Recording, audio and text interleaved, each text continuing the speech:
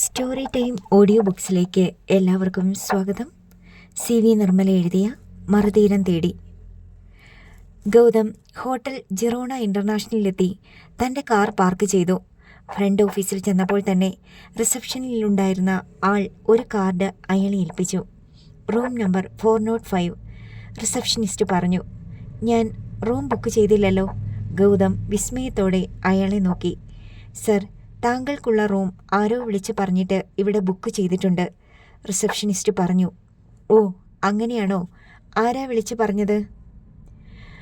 അത് ഓപ്പറേറ്റർക്കേ അറിയൂ. ഒരു ലേഡിയാണെന്ന് വിവരം കിട്ടി. It's okay. നയോമി വിളിച്ച് പറഞ്ഞ് ബുക്ക് ചെയ്യിച്ചതായിരിക്കും എന്ന് ഗൗതം ഊഹിച്ചു.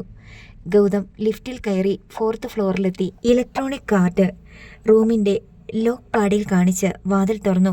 വിശാലമായ സ്യൂട്ട് റൂം. തൻ്റെ മനമറിഞ്ഞു തന്നെയാണ് നയോമി റൂം എടുത്തിരിക്കുന്നതെന്ന് ഗൗതം സന്തോഷത്തോടെ ഓർത്തു. ഹേമലത ശങ്കർ ഗോപാലിനെ വിളിച്ച് ഹോട്ടൽ ഏതെന്ന് പറഞ്ഞിട്ടുണ്ടായിരുന്നു. അതനുസരിച്ച് അയാൾ ജിറോണയിൽ എത്തിയപ്പോൾ ഗൗതമിൻ്റെ കാർ കിടക്കുന്നത് കണ്ടു. അപ്പോൾ തന്നെ ഹേമലതയെ വിളിച്ച് അയാൾ ഗൗതമിൻ്റെ കാർ കണ്ട കാര്യം അറിയിച്ചു. നീ അവിടെ റൂം എടുക്കുക ഗോപാൽ. അവരവിടുന്ന് പോകുന്നത് വരെ നീ അവിടെ ഉണ്ടായിരിക്കണം, ഹേമലത ശങ്കർ നിർദ്ദേശം നൽകി. എന്നിട്ട് അവർ നയോമിയെ ഫോണിൽ ബന്ധപ്പെടാൻ ശ്രമിച്ചു. ആ ഫോൺ സ്വിച്ച് ഓഫ് ചെയ്തിരിക്കുകയാണെന്ന മറുപടി കിട്ടി. അഡ്വക്കേറ്റ് അഷ്ടമൂർത്തിയെ വിളിച്ചപ്പോഴും അത് തന്നെ ഉത്തരം. ഗോപാൽ ഷെഡ്ഡി നിയോഗിച്ച ആൾ ഇതിനകം വിജയാനന്ദിൻ്റെ ഷൂട്ടിംഗ് ലൊക്കേഷനിൽ എത്തിയിട്ടുണ്ടായിരുന്നു. നയോമി 7 മണിക്ക് ലൊക്കേഷനിൽ നിന്ന് മടങ്ങിയതായി വിവരം കിട്ടി. അതും അയാൾ ഹേമലത ശങ്കറെ അറിയിച്ചു. അരമണിക്കൂറിനുള്ളിൽ അഷ്ടമൂർത്തിയും നയോമിയും കൂടി ഹോട്ടലിലെത്തി. 4ാമത്തെ നിലയിലെ ബാൽക്കണിയിൽ കൂടി വെറുതെ നടക്കുകയായിരുന്ന ഗോപാൽ ഷെഡ്ഡി രണ്ടുപേരെയും തൻ്റെ കൺമുന്നിൽ കണ്ടു. അയാൾ നോക്കി നിൽക്കെ അവർ രണ്ടുപേരും റൂം നമ്പർ 405 മുന്നിലെത്തി. കോളിംഗ് ബെൽ അടിച്ചു.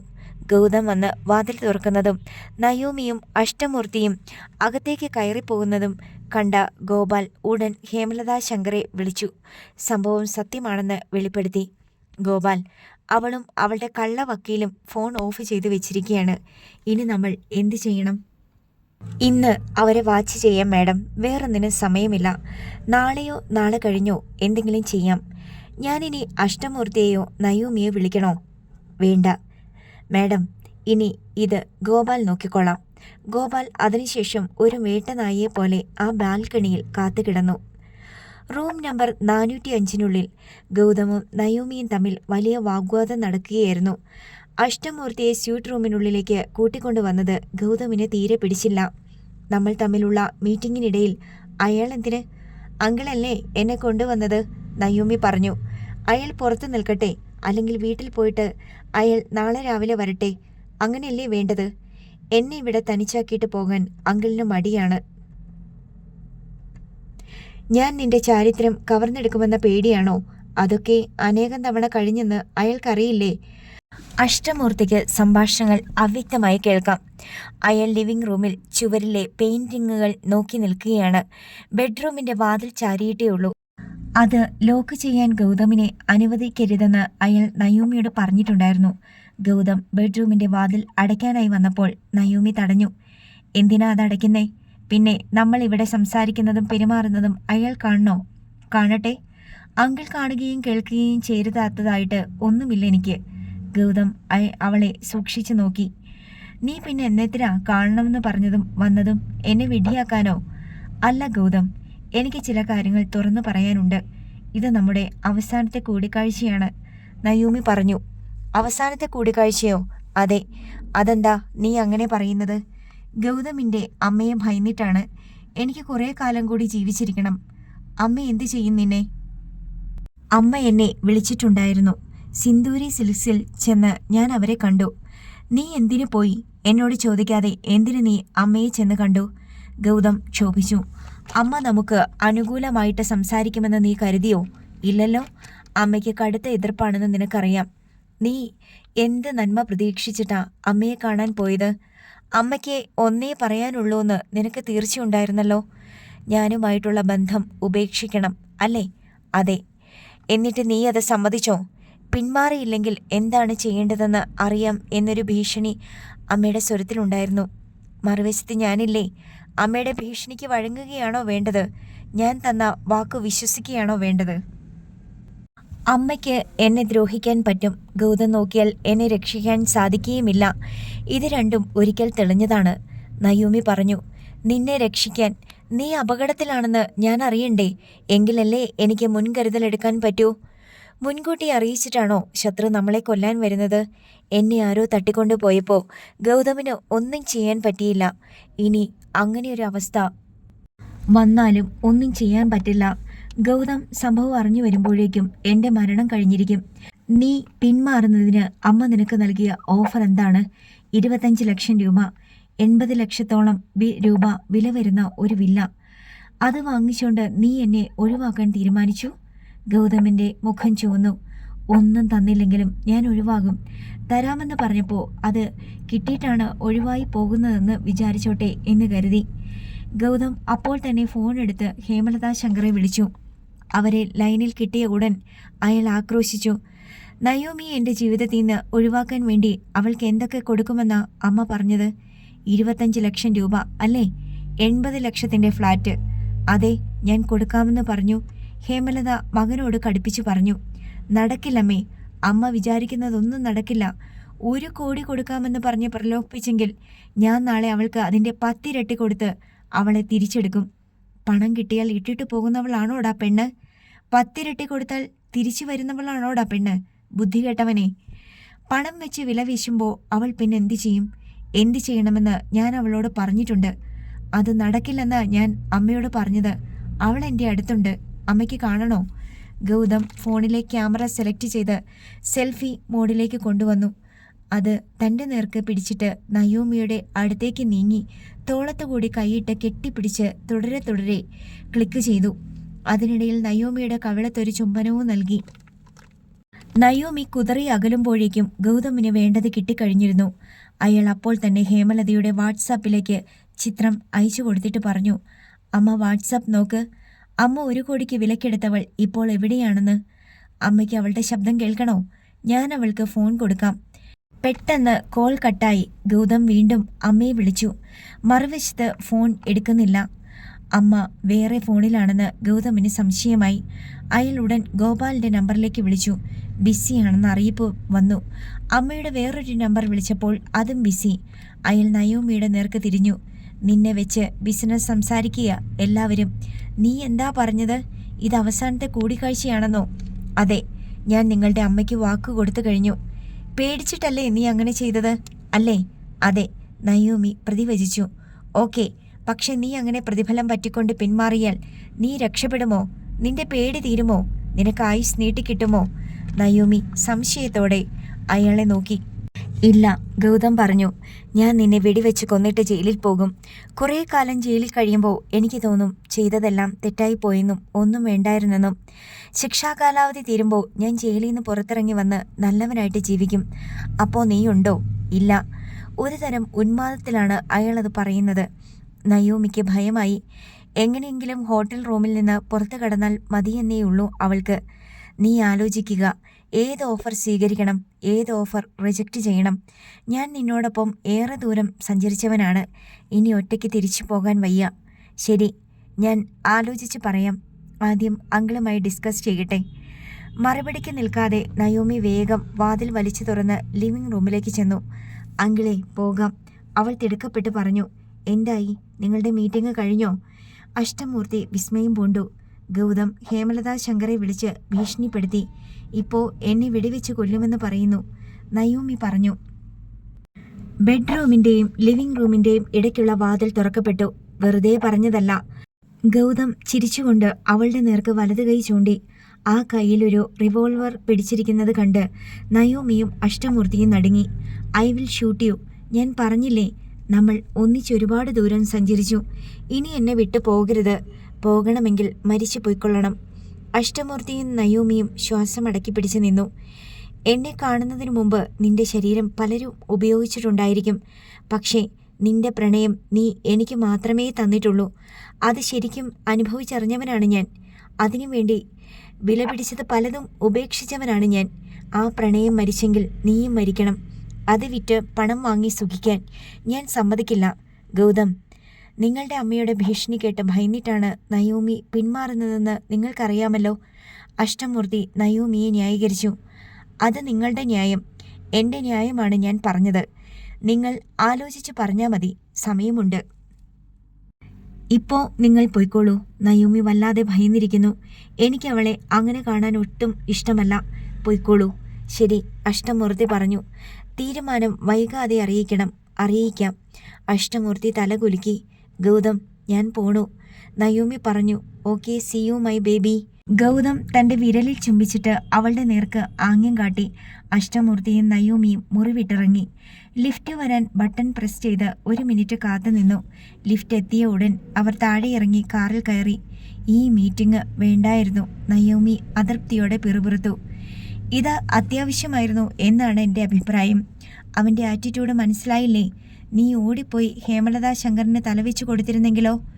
ഇനി എന്തു ചെയ്യും അങ്കിൾ? ചെകുത്താനും കടലിനും നടുവിലായല്ലോ ഞാൻ. ഗൗതം അല്പം എക്സെൻട്രിക്കാണ്. അവൻ എന്തു ചെയ്യുമെന്ന് പ്രവചിക്കാൻ വയ്യ. തൽക്കാലം അവനെ പിണക്കണ്ട. പക്ഷേ ഹേമലതാ ശങ്കർ പിണങ്ങിക്കഴിഞ്ഞു. ഓക്കെ. കാർ ഓടിക്കുന്നതിനിടയിൽ അഷ്ടമൂർത്തി തലകുലുക്കി. അവൻ പിണങ്ങട്ടെ, നിന്റെ പ്രൊട്ടക്ഷൻ ഞങ്ങൾ ഏറ്റെടുത്തു കഴിഞ്ഞു. പോരെ? വെറുതെ പറയില്ലേ അങ്കിളെ. നമ്മുടെ പുറകിൽ 2 പോലീസ് വാഹനങ്ങൾ വരുന്നുണ്ട്. നമ്മുടെ മുന്നിൽ ഒരു കാർ പോകുന്നുണ്ട്. ഇടയ്ക്ക് 2 ബൈക്കുകൾ വരും. ഒന്ന് നമ്മളെ ഓവർടേക്ക് ചെയ്യും. അടുത്തത് നേരെ മുന്നിൽ വന്നു നിന്ന് കടന്നു പോകും. നയോമി പിന്നിലേക്ക് തല തിരിച്ചു നോക്കി. അതിനുശേഷം മുന്നിലേക്ക് നോക്കി. അഷ്ടമൂർത്തി പറഞ്ഞതെല്ലാം സത്യമായിരുന്നു. ഈ നാടകം വളരെ വേഗം അവസാനിക്കും. 2 അല്ലെങ്കിൽ 3 ദിവസത്തിനകം ഒരുപക്ഷെ ഞെട്ടിക്കുന്ന ചില സത്യങ്ങൾ അറിഞ്ഞ് നിന്റെ ഓർമ്മ തിരിച്ചു കിട്ടാനും സാധ്യതയുണ്ട്. നയോമി അഷ്ടമൂർത്തിയുടെ നേർക്ക് മുഖം തിരിച്ചു. പ്രത്യേകിച്ചൊരു ഭാവവുമില്ലാതെ ഡ്രൈവ് ചെയ്യുകയാണ്. ഒരു ബൈക്ക് പുറകിൽ നിന്ന് വന്ന് കാറിന് സമാന്തരമായി കുറച്ചു ദൂരം ഓടി. അഷ്ടമൂർത്തി കാർ നിർത്തി. ബൈക്ക് നിന്നു. ബൈക്കിൽ നിന്ന് ഒരാൾ ഇറങ്ങി കാറിന്റെ പിൻ സീറ്റ് ഡോർ തുറന്ന് അകത്ത് കയറി. നയോമി പകച്ച് അയാളെ നോക്കി. ഡോൺ ഡി ആയിരുന്നു അത്. അവൻ പറഞ്ഞു, അങ്കിളെ, ജിറോണയുടെ 4th ഫ്ലോറിലെ ബാൽക്കണിയിൽ ഗോപാൽ ഉണ്ടായിരുന്നു. ഹേമലതാ ശങ്കർ അയച്ചതാണ്. നിങ്ങൾ പോന്നതോടെ അയാൾ സ്ഥലം വിട്ടു. ഹേമലത വിവരങ്ങളെല്ലാം ശേഖരിച്ചു കഴിഞ്ഞു. ആക്ഷൻ ഉടനെ തന്നെ പ്രതീക്ഷിക്കാം. നയോമി ദീർഘശ്വാസമെടുത്തു. അവൻ ഞങ്ങളെ പേടിപ്പിച്ചു കളഞ്ഞു. ആ ഗൗതം, അവൻ്റെ കയ്യിലൊരു റിവോൾവർ. അവനെ സൂക്ഷിക്കണം കേട്ടോ. ചങ്കിൽ കുത്തിയാൽ അവൻ പിന്നെ ഒന്നും നോക്കില്ല. അഷ്ടമൂർത്തി പറഞ്ഞു. ചങ്കിൽ കുത്തേണ്ട ആവശ്യം വരില്ല, ഡോൺ ഡി അർദ്ധഗർഭമായി പറഞ്ഞു. കാർ ഓടിക്കൊണ്ടിരുന്നു. സൗദാമിനിയമ്മ മടിച്ചാണ് നയോമിയോട് ജഗജിത്തിനെ കോളേജിൽ നിന്ന് സസ്പെൻഡ് ചെയ്തിരിക്കുന്ന വിവരം പറഞ്ഞത്. നയോമി മൂളി കേട്ടുകൊണ്ടിരുന്നു. അവൻ്റെ കുറ്റമല്ലെന്നാ അവൻ പറയുന്നേ. അവൻ്റെ റൂമിൽ വെച്ച് മറ്റു കൂട്ടുകാരെല്ലാം കൂടി ചെയ്തതാ. അപ്പോഴും നയോമി നിർവികാരതയോടെ മൂളി. അവനെ മുറിയിൽ തന്നെ പിടിച്ചു വെച്ച കാരണം അവന് പുറത്തോട്ടിറങ്ങി എങ്ങോട്ടും പോകാനും പറ്റിയില്ല.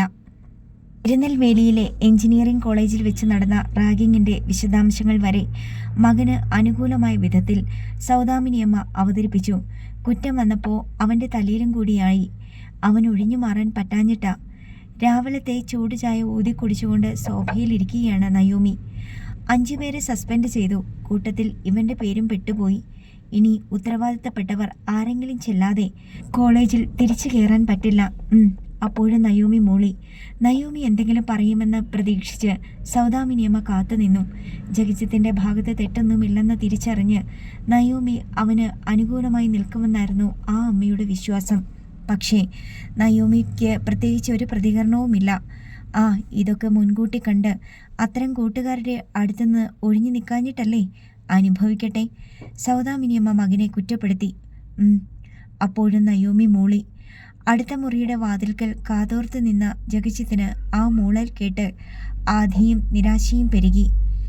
അവിടെ ചെന്ന് പ്രിൻസിപ്പലിനെ കാണാനും സംസാരിക്കാനും ആരാ ഉള്ളത്? അനിലിനെ എഴുന്നേൽക്കാൻ പോലും പറ്റില്ല. എനിക്ക് പോകാൻ പറ്റുമോ? അതുമില്ല. ഇനിയിപ്പോൾ അവൻ്റെ പഠിത്തം നിർത്തുന്നതാ നല്ലത്. പഠിക്കാനുള്ളവനായിരുന്നെങ്കിൽ ഇങ്ങനത്തെ വേണ്ടാതനത്തിന് പോകുമായിരുന്നോ?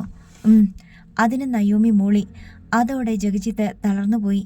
തൻ്റെ പഠിപ്പ് തീർന്നെന്ന് അവന് മനസ്സിലായി. അവൻ നിരാശയോടെ പിന്തിരിഞ്ഞു. നയോമി ലൊക്കേഷനിലേക്ക് പോയി കഴിഞ്ഞ ശേഷം സൗദാമിനിയമ്മ അനിലിൻ്റെ മുന്നിൽ വിഷയം അവതരിപ്പിച്ചു. അവനൊന്നും ഇനി പഠിക്കാതിരിക്കുക നല്ലത്. പോയി റോഡ് പണി എടുക്കട്ടെ. അനിലിന് ദേഷ്യം പെരുകി. അവൾ അധ്വാനിച്ചു കൊണ്ടുവരുന്ന പൈസ കൊടുത്ത് പഠിപ്പിക്കാൻ അയച്ചതല്ലേ? ആ ഓർമ്മ അല്പമെങ്കിലും ഉണ്ടെങ്കിൽ അവൻ അങ്ങനെ ചെയ്യുമോ? സൗദാമിനിയമ്മ അതോടെ പിന്മാറി. അവർ ജഗജിത്തിനെ സമാധാനിപ്പിക്കാൻ ശ്രമിച്ചു. അവൾക്ക് നല്ല സന്തോഷമുള്ള സമയത്ത് ഒന്നുകൂടെ ചോദിച്ചു നോക്കാം. ചേച്ചിക്ക് സന്തോഷമുള്ള സമയമുണ്ടോ? എപ്പോഴും ടെൻഷനിലാണ്, ജഗജിത്ത് പറഞ്ഞു. അത് ശരിയാണെന്ന് സൗദാമിനിയമ്മയ്ക്കും അറിയാം. നയോമിയെ ചിരിച്ചു കണ്ട ദിവസം മറന്നു. എല്ലായ്പ്പോഴും അവൾ ഗാഢമായ ചിന്തയിലാണ്. എന്താണ് ഇത്രമാത്രം അവൾ ചിന്തിച്ചു കൂട്ടുന്നത് എന്ന് സൗദാമിനിയമ്മ ആലോചിക്കാറുണ്ട്. മറഞ്ഞുപോയ ഓർമ്മ വീണ്ടെടുക്കാനുള്ള ശ്രമമാണോ? അതോ ഇപ്പോഴത്തെ ഉത്തരവാദിത്തങ്ങൾ അവളെ മടുപ്പിക്കുന്നുണ്ടോ? ഈ വീട്ടിലെ ജീവിതം അവൾക്ക് സന്തോഷമോ സംതൃപ്തിയുമോ കൊടുക്കുന്നില്ലെന്നത് വ്യക്തമാണ്. ഇവിടെയുള്ളവരോടുള്ള കടമ നിറവേറ്റുക മാത്രമാണ് അവൾ ചെയ്യുന്നത്. ഇനി അതും അവൾ നിർത്തിക്കളയുമോ എന്ന് സൗദാമിനിയമ്മയ്ക്ക് ഭയമുണ്ട്. അവളെ വെറുപ്പിക്കരുത്, സൗദാമിനിയമ്മ ജഗജിത്തിനോട് പറഞ്ഞു. നമ്മളാരും അവളെ സഹായിക്കുന്നില്ല. അവളുടെ സഹായം സ്വീകരിക്കുക, എന്നിട്ട് അവളെ ദേഷ്യം പിടിപ്പിക്കുക കൂടി ചെയ്താലോ? അമ്മയോട് ഞാൻ എല്ലാം പറഞ്ഞില്ലേ? പെട്ടുപോയതാ. ഞാൻ വേണമെങ്കിൽ പഠിപ്പ് നിർത്തിയേക്കാം. ഇതിൽ കൂടുതൽ എന്ത് ചെയ്യാനാ? അവൻ പിണങ്ങിയെന്ന് സൗദാമിനിയമ്മയ്ക്ക് മനസ്സിലായി. നയോമിക്ക് രാത്രി 9:30 വരെ ഷൂട്ടിംഗ് ഉണ്ടായിരുന്നു. ഷൂട്ടിംഗ് കഴിയുമ്പോൾ അവളെ വീട്ടിൽ കൊണ്ടുപോയി വിടാനുള്ള കാർ ഷൂട്ടിംഗ് നടക്കുന്ന വീടിന്റെ ഗേറ്റിനരികെ കാത്തുകിടപ്പുണ്ട്.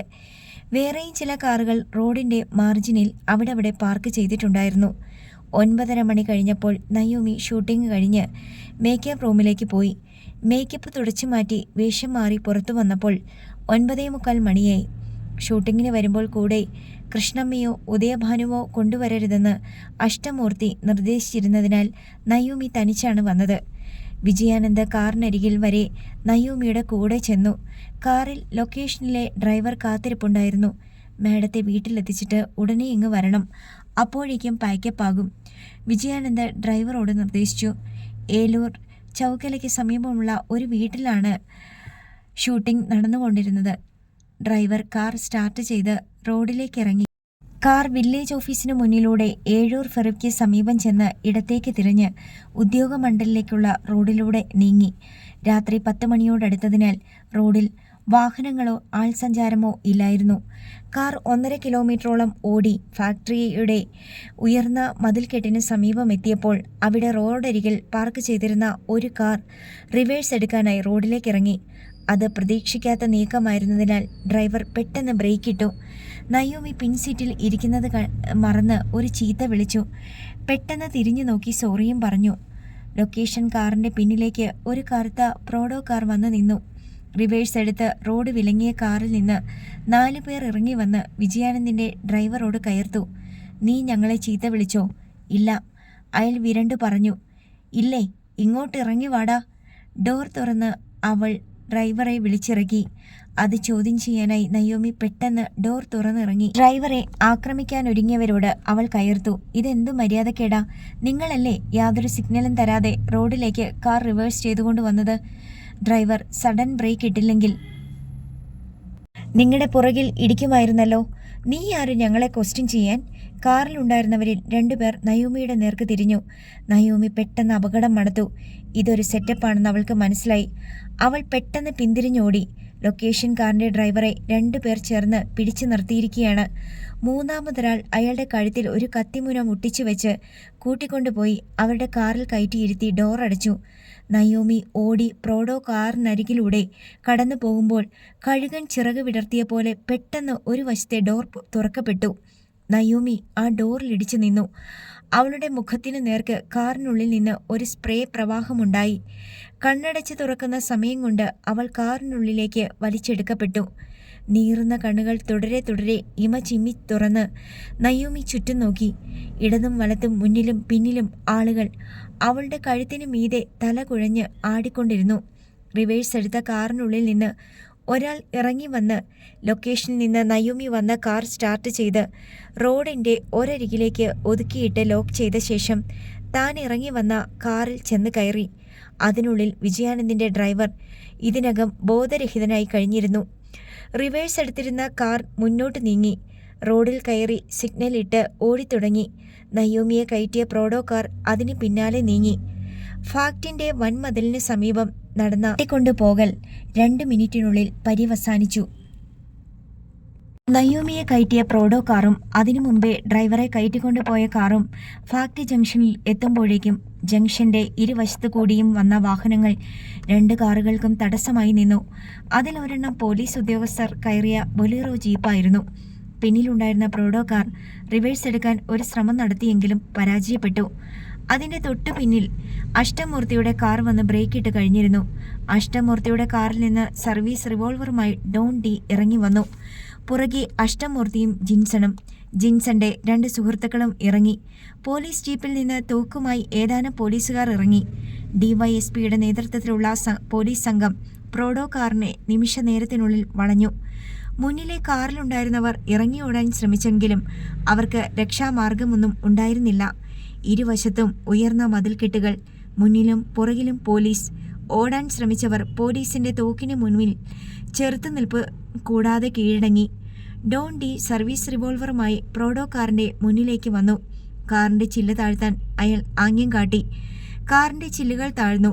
ഡ്രൈവറുടെ ഇപ്പുറത്തെ സീറ്റിൽ ഗോപാൽ ഷെട്ടി ഇരിപ്പുണ്ടായിരുന്നു. ഇറങ്ങി വരാൻ തോക്കുകൊണ്ട് തന്നെ ഡോൺ ഡി ആംഗ്യം കാട്ടി ഡ്രൈവറോട് മറുവശത്തുകൂടി ഇറങ്ങാൻ പറഞ്ഞു. പിൻസീറ്റിൽ 2 പേരുടെ മധ്യത്തിലായി നയോമിയെ ഇരുത്തിയിരിക്കുന്നത് കണ്ടു.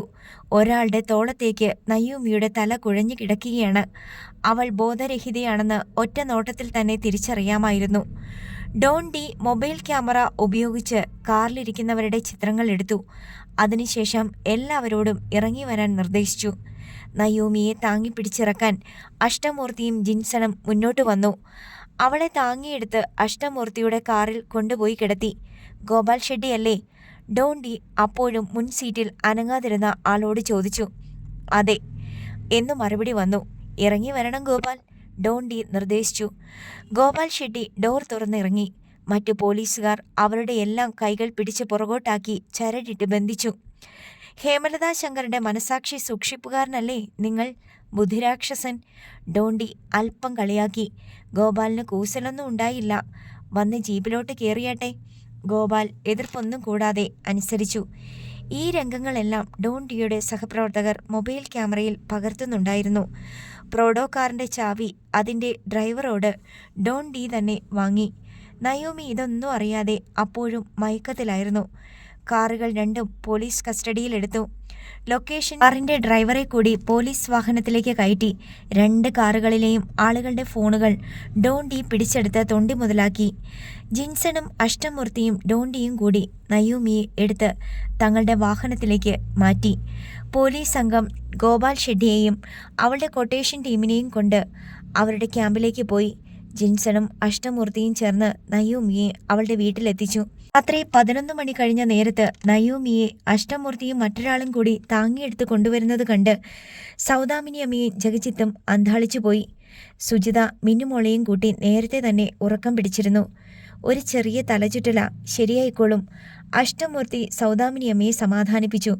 ഉറക്കത്തിലായിരുന്ന ഉദയഭാനുവോ കൃഷ്ണമ്മയോ ഇതൊന്നും അറിഞ്ഞതേയില്ല. എന്താ സംഭവിച്ചത്? സൗദാമിനിയമ്മ ആരാഞ്ഞു. BP താണുപോയതാ. പെട്ടെന്ന് മയങ്ങി വീണു. ഉടനെ ഹോസ്പിറ്റലിൽ എത്തിച്ച് ട്രീറ്റ്മെൻറ്റ് കൊടുത്തു. വീട്ടിൽ പോയി റിലാക്സ് ചെയ്യാൻ പറഞ്ഞയച്ചു. വേറെ ഒരു കുഴപ്പവുമില്ല, അഷ്ടമൂർത്തി പറഞ്ഞു. ഇപ്പോഴും ബോധമില്ലാത്ത പോലെയാണല്ലോ.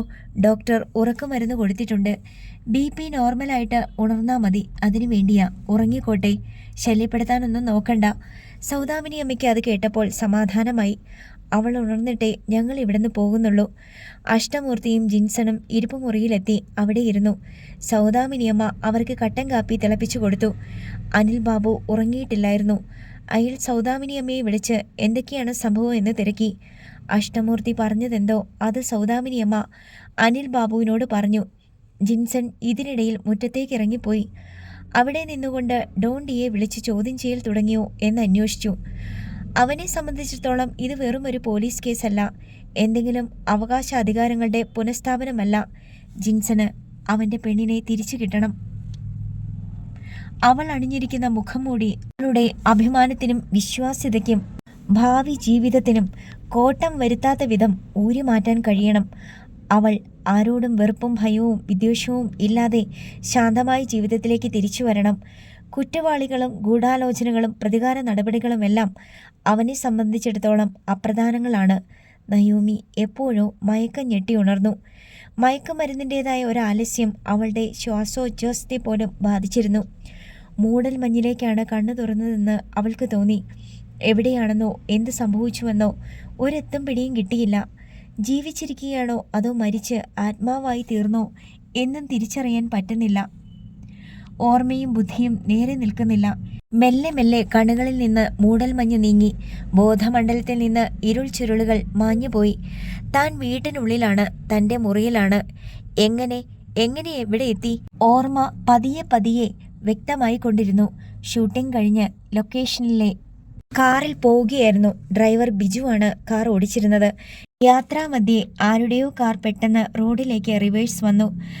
ഡ്രൈവർ സഡൻ ബ്രേക്ക് ഇട്ടു. റിവേഴ്സിൽ വന്ന കാറിലെ ഡ്രൈവറും മറ്റാളുകളും ഇറങ്ങി വന്ന് ബിജുവിനോട് വഴക്കിട്ടു. അയാളെ വലിച്ചിറക്കി. അത് ചോദ്യം ചെയ്ത തന്നോടും അവർ തട്ടിക്കയറി. ദേഹോപദ്രവം ചെയ്യാൻ ശ്രമിച്ചപ്പോൾ താൻ പിന്നോട്ട് ഓടി രക്ഷപ്പെടാൻ ശ്രമിച്ചു. ലൊക്കേഷനിലെ കാറിൻ്റെ പിന്നിൽ വന്നു നിന്ന ഒരു കറുത്ത കാറിന് മുന്നിലേക്കാണ് താൻ ചെന്ന് നിന്നത്. പൊടുന്നനെ തുറക്കപ്പെട്ട ഡോറിലിടിച്ച് താൻ നിന്നുപോയി. തുറന്ന ഡോറിനുള്ളിൽ നിന്ന് നീണ്ടുവന്ന കൈകൾ തന്നെ പിടിച്ചു വലിച്ച് കാറിനുള്ളിലാക്കി. അടുത്ത നിമിഷം മുഖത്തേക്ക് എന്തോ ദ്രാവകം സ്പ്രേ ചെയ്തു. പിന്നെ ഒന്നും ഓർമ്മയില്ല. ആലോചിച്ച് നോക്കിയപ്പോൾ വീണ്ടും ദുരൂഹത. എങ്ങനെ ഇവിടെ വീട്ടിൽ കിടക്കയിൽ? ഇത് രാത്രിയോ പകലോ? തനിക്ക് പരിക്കുകൾ എന്തെങ്കിലുമുണ്ടോ? അവൾ സ്വയം മനസ്സുകൊണ്ട് വിശകലനം ചെയ്തു. ഒരു ദേഹപരിശോധന നടത്തി. കുഴപ്പമൊന്നും തോന്നിയില്ല. ദിവസങ്ങൾ വളരെ വേഗം കഴിഞ്ഞുപോയോ? എത്ര ദിവസം മുൻപായിരുന്നു ഏലൂർ ചൗക്കിയിലെ ലൊക്കേഷനിൽ നിന്ന് കാറിൽ തിരികെ പോന്നത്? നയൂമി എഴുന്നേറ്റു. ധരിച്ചിരുന്ന വേഷം നോക്കി. അഭിനയിക്കാൻ പുറപ്പെട്ടപ്പോൾ ഇട്ടിരുന്ന ചുരിദാർ തന്നെ. മുറിയിലൂടെ നടന്നിട്ട് അപാകതയൊന്നും തോന്നിയില്ല. താൻ ബലാത്കാരം ചെയ്യപ്പെട്ടോ എന്നായിരുന്നു അവളുടെ ഭയം. വാതിൽ തുറന്നു നോക്കിയപ്പോൾ സൗദാമിനിയമ്മ ഊണുമുറിയിൽ കസേരയിൽ താടിക്ക് കൈകൊടുത്തിരിക്കുന്നത് കണ്ടു. അവർ തലതിരിച്ച് അവളെ നോക്കി. അമ്മേ, അമ്മ എന്താ? ചോദ്യങ്ങൾക്കൊന്നും ഒരർത്ഥവും രൂപവും ഉണ്ടായില്ല. മുരടനക്കിക്കൊണ്ട് അഷ്ടമൂർത്തി ലിവിംഗ് റൂമിൽ നിന്ന് അവിടേക്ക് വന്നു. അഷ്ടമൂർത്തിയെ കണ്ട നയൂമി അന്തം വിട്ടു. അങ്കിൾ എന്താ ഇവിടെ? നിനക്കിപ്പോൾ കുഴപ്പമൊന്നുമില്ലല്ലോ? എന്ത് കുഴപ്പം? ഒന്നുമില്ല. പെട്ടെന്ന് നിനക്കൊരു തലചുറ്റലുണ്ടായി. ഹോസ്പിറ്റലിൽ കാണിച്ച് ചെക്കപ്പ് ചെയ്തിട്ട് നിന്നെ നേരെ ഇങ്ങോട്ട് കൊണ്ടുപോന്നു. എന്തെങ്കിലും വല്ലായ്മ തോന്നുന്നുണ്ടോ? സംഭാഷണം കേട്ട് ജിൻസൺ സിറ്റൗട്ടിൽ നിന്ന് അകത്തേക്ക് കയറി വന്നു. എനിക്കൊന്നും മനസ്സിലായില്ല, നയൂമി പറഞ്ഞു. അതുമാത്രമേ ഉള്ളൂ ഒരു വല്ലായ്മ. നിന്നെ പ്രൊട്ടക്റ്റ് ചെയ്യാൻ ഞങ്ങളെല്ലാവരും ഉണ്ടെന്ന് നിന്നോട് എത്ര തവണ പറഞ്ഞു? അത്രയും മനസ്സിലാക്കിയാൽ മതി. നിനക്കൊരു ആപത്തും വരാൻ ഞങ്ങൾ സമ്മതിക്കില്ല. ഇപ്പോൾ നയൂമിക്ക് കാര്യം വ്യക്തമായി. താൻ ആക്രമിക്കപ്പെട്ടപ്പോൾ അഷ്ടമൂർത്തി തക്ക സമയത്ത് തന്നെ എത്തി ഇടപെട്ടിരിക്കും. എന്നാലും 2 കാറിലുണ്ടായിരുന്ന ഒരു സംഘത്തെ മുഴുവൻ കീഴ്പ്പെടുത്തി തന്നെ രക്ഷിച്ചെടുക്കാൻ എങ്ങനെ കഴിഞ്ഞു? നയൂമി പോയി കിടന്ന് ഉറങ്ങിക്കോ. നാളെ നേരം വെളുക്കുമ്പോഴേക്കും എല്ലാത്തിനും ഒരു ഉത്തരം കിട്ടും. അഷ്ടമൂർത്തി സംഭാഷണം അവസാനിപ്പിക്കാൻ ആഗ്രഹിച്ചു പറഞ്ഞു. ഞങ്ങളും പോവുകയാ. പേടിക്കാനൊന്നുമില്ല. സമാധാനമായിട്ട് ഉറങ്ങാം. Okay, good night. അഷ്ടമൂർത്തി പിന്തിരിഞ്ഞു. ജിൻസൺ അവളെ നോക്കി മന്ദഹസിച്ചു. ഞങ്ങൾ നാളെ വരാം, അവൻ സൗമ്യമായി പറഞ്ഞിട്ട് അഷ്ടമൂർത്തിയോടൊപ്പം സിറ്റൗട്ടിലേക്ക് ഇറങ്ങി. സൗദാമിനിയമ്മ പോയി മുൻ വാതിലടച്ചു വന്നു. നിനക്ക് എന്തെങ്കിലും അരുതായികയുണ്ടോ? തലവേദനയോ ശ്വാസമുട്ടലോ എന്തെങ്കിലും? ഒന്നുമില്ല, നയൂമി പറഞ്ഞു. നീ കുളിച്ചില്ലല്ലോ? ഭക്ഷണം കഴിച്ചോ? ഇല്ല. ഇനിയൊന്നും വേണ്ട. നയൂമി മുറിയിൽ കയറി വാതിലടച്ചു. ക്രൈംബ്രാഞ്ച് DYSP മനു പ്രസാദിന്റെ ക്യാമ്പിൽ ചോദ്യം ചെയ്യൽ തുടരുകയായിരുന്നു. ഗോപാൽ ഷെട്ടിയെ ചോദ്യം ചെയ്തപ്പോൾ അയാൾ ചില കാര്യങ്ങൾ സമ്മതിച്ചു. നയൂമിയെ തട്ടിക്കൊണ്ടു പോവുക എന്നത് തന്നെയായിരുന്നു ലക്ഷ്യം. ആ ജോലി കൊട്ടേഷൻ സംഘത്തെയാണ് ഏൽപ്പിച്ചത്. പക്ഷേ നയൂമിയെ തല്ലുകയോ കൊല്ലുകയോ ബലാത്സംഗം ചെയ്യുകയോ ആയിരുന്നില്ല ഉദ്ദേശം. ഫോർട്ട് കൊച്ചിയിൽ പഴയ ജൂത തെരുവിലുള്ള പഴയ ഗോഡൌണിലേക്ക് അവളെ കൊണ്ടുപോയി ഭീഷണിപ്പെടുത്തുക മാത്രമായിരുന്നു ലക്ഷ്യം. നയൂമിയെ ദേഹോപദ്രവം ഏൽപ്പിക്കുകയും ബലാത്കാരം ചെയ്യുകയും വേണ്ടിവന്നാൽ കൊല്ലുകയും ചെയ്യാൻ കഴിയുന്ന ഒരവസ്ഥ അവൾക്ക് ബോധ്യപ്പെടുത്തി കൊടുത്ത് അവളെ പിന്തിരിപ്പിക്കുക. ഹേമലത ശങ്കറുടെ മകൻ ഗൗതമും നയൂമിയും തമ്മിലുള്ള അവിഹിത ബന്ധം അവസാനിപ്പിക്കുക എന്നതായിരുന്നു അതിന് പിന്നിലെ രഹസ്യ അജണ്ട. ഇത്രയും കാര്യങ്ങൾ ഗോപാൽ ഷെട്ടി സമ്മതിച്ചു.